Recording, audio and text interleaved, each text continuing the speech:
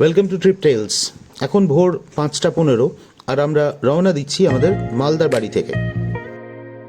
আমাদের আজকের গন্তব্য মিরিক বা মিরিকের একটু আগে একটি হোমস্টে। চলুন যাওয়া যাক।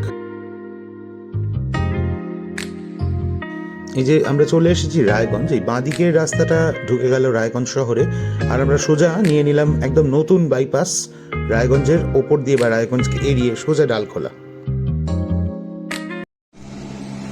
আমরা চলে এসেছি রায়গঞ্জ এড়িয়ে। রায়গঞ্জ বেশ অনেকটাই পার করে এসে আমরা রাস্তার ধারে একটু দাঁড়িয়েছি। এখন বোধহয় সময় সকাল 7টা। একটু জিরিয়ে নিয়ে আমরা চা খাবো এই দোকানটা থেকে। চা করতে দেওয়া হয়েছে, চা খেয়েই আবার ছুট।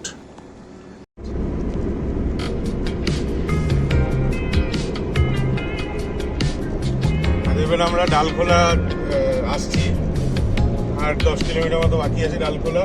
আর এই জায়গাটা আগে কি অবস্থা ছিল, প্রচণ্ড জ্যাম হতো, আর এখন একদম স্মুথ হয়ে গেছে। সুন্দর হাইওয়ে, ফাঁকা, দারুণ রাস্তার কন্ডিশন।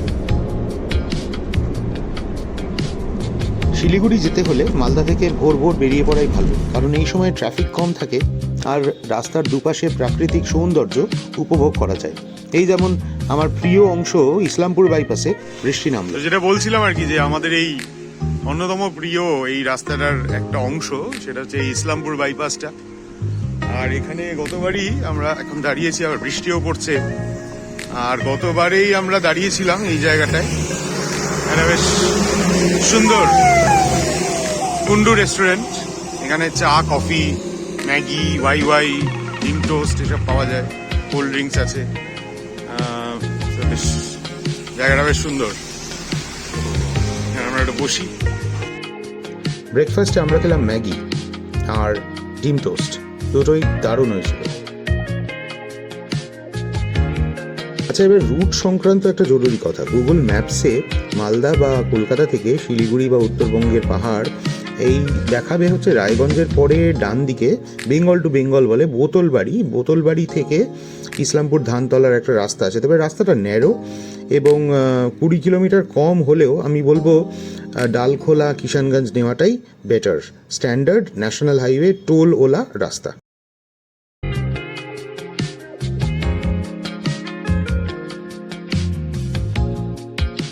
আমরা ইতিমধ্যে বাগডোগরা পার হয়ে গেছি এবং এই রুট সম্বন্ধে আরও একটা ইম্পর্ট্যান্ট তথ্য, সেটা হলো আপনারা মাটিগাড়ার পরে যে দার্জিলিং মোড় এবং শুকনা, ওটা দিয়েও যাওয়া যায়, কিন্তু সেটা না যাওয়াই ভালো। বরং মাটিগাড়া থেকে বাঁদিকে টার্ন নিয়ে নিলে শিমুলবাড়ি হয়ে যে রাস্তার উপরে উঠে গেছে, সেটা অনেক বেটার রাস্তা। কারণ মাটিগাড়ার পর থেকে ট্রাফিক প্রচণ্ড বেশি, জ্যাম খুব বেশি হচ্ছে আজকাল।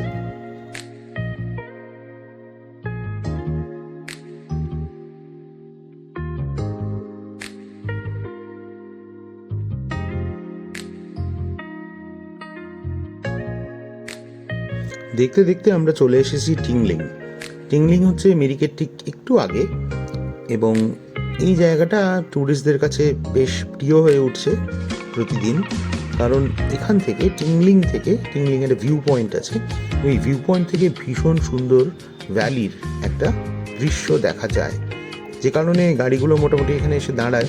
দেখুন নিচ দিয়ে ওই রাস্তাটা দিয়ে একটু আগে আমরা এলাম, গাড়িগুলো আসছে, এবং আরেকটু দূরেই রয়েছে সেই আই লাভ মিরিক লেখা জায়গাটা।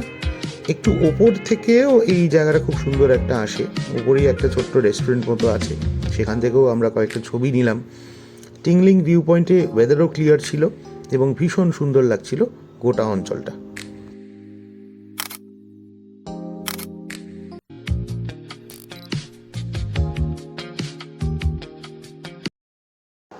টিংলিং ছাড়ার পরপরই একটা মজার ঘটনা ঘটলো।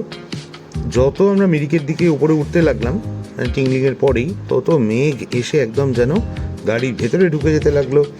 চারদিক কুয়াশাচ্ছন্ন হয়ে গেল। বুঝতেই পারলাম একটু পরেই বৃষ্টি আসবে, কিন্তু বর্ষাকাল, পাহাড়ে তো এমনটা হবেই। তাই চা বাগানের ভেতর দিয়ে উপরের দিকে এগিয়ে গেলাম। আর একটু পরেই দেখতে পেলাম রাস্তার বাঁ হাতে আমাদের আগামী 2 দিনের আস্তানা চন্দ্রকলা হোমস্টে, যার ডেডিকেটেড ভিডিও ইউটিউবে খুব শীঘ্রই আসছে। দেখতে থাকুন।